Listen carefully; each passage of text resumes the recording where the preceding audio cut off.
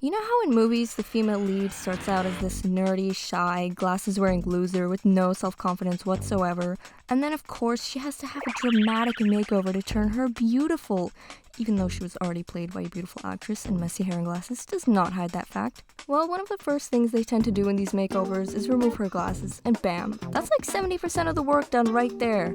Well, I basically went through the opposite of this process, a reverse makeover, if you will. I started out as a non-glasses-wearing dweeb, and then I became a glasses-wearing mega dweeb. So, today I'm gonna talk about that.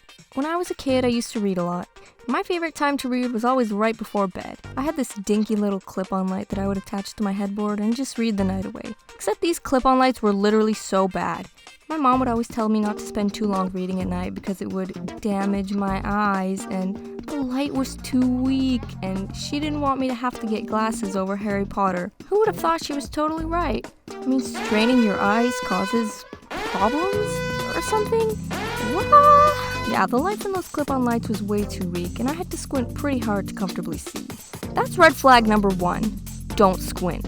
Never, ever. Just open your eyes if you can't see. Open them! I continued like this through most of my preteen-hood, perpetually squinting at tiny words on a paper only an inch from my face, then tiny words on a screen only an inch from my face. Now, it wasn't the fact that I was reading at night specifically that was causing the damage, just that it caused me to have to squint more to see what was going on. And as I've said, squinting is bad. I remember during winter of my first year of high school, I started to notice that something wasn't quite right. I say winter specifically because all the snow on the ground made the light reflect like crazy, and I had to squint super hard not to feel like I was going blind. Nobody else seemed to be as affected by the brightness as me, so I chalked it up to just being more sensitive than others. I now realize, however, that it was because my vision was already blurry, and adding the bright lights of winter in just made me have to squint even harder to see. I never realized how bad I was until about a year later. In science class!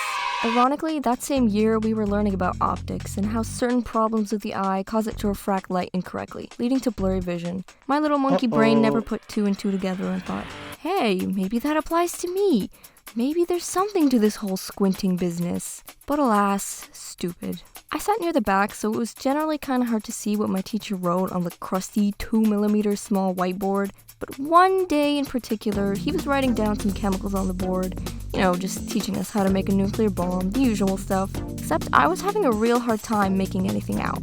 I turned to my desk partner and asked, Is that fluorine? No, it's potassium. Oh, okay. Is that one on the bottom there? Does that say hydrogen? No, it's bromine. You can't read that? No, it's potassium. You can't read that? Bromine. Wait a minute. It was at this point that I had a realization. A vision, if you will. I had a problem. My eyes were they weren't doing the light and the words. Something was wrong. So I told my mom that day and she yoinked me to the optometrist. Now, I've always found it thoroughly entertaining when a cartoon character nerd stereotype would go to get their eye exam and fail hilariously to read the letters on the board. But that day, I became the nerd stereotype.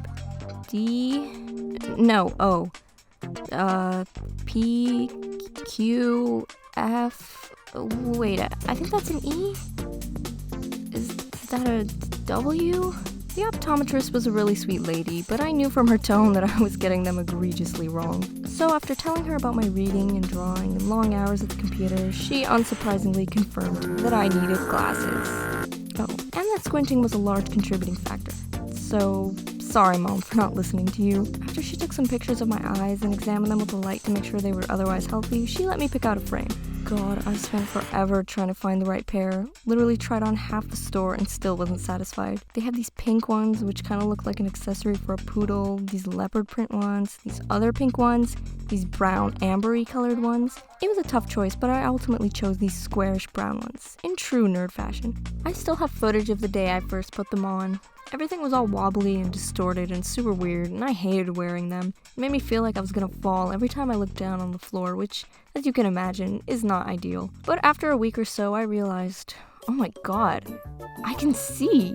Like, I can actually read tiny subtitles on the screen, all the way from the couch. Yep, one of the first things I did was watch Lord of the Rings with captions. I remember I kept lifting them up, then putting them back on to compare the difference. And seriously, I know I sound dramatic, but it really was significant. I felt like I'd missed out on so many beautiful sights for years.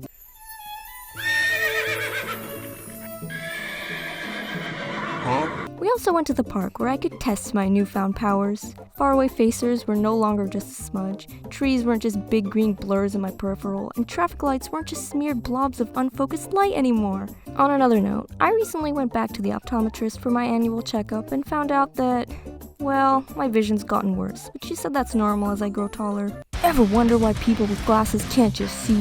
Why their pathetic little eyes are slain by faraway or close-up objects? Why you almost never see glasses-wearing characters who are actually attractive? It's time for Unicorn Explains. See, the problem with my eyes and many other people's is that the cornea, which is the outer part of the eye which helps to bend the light inwards, is misshapen. And this misshapenness leads to light not focusing properly. This is otherwise known as astigmatism. Basically, in a normal eye, the cornea would be shaped perfectly spherically, like the top of Pitbull's head. But if you have astigmatism, your cornea is elongated, kind of like an egg. This causes light to refract in two different spots in your eye, rather than focusing at one point, which is why things appear blurry. Bunch of losers. I mean, what kind of loser can't see something far away? I mean, obviously, I can read small things. Obviously, I'm an alpha.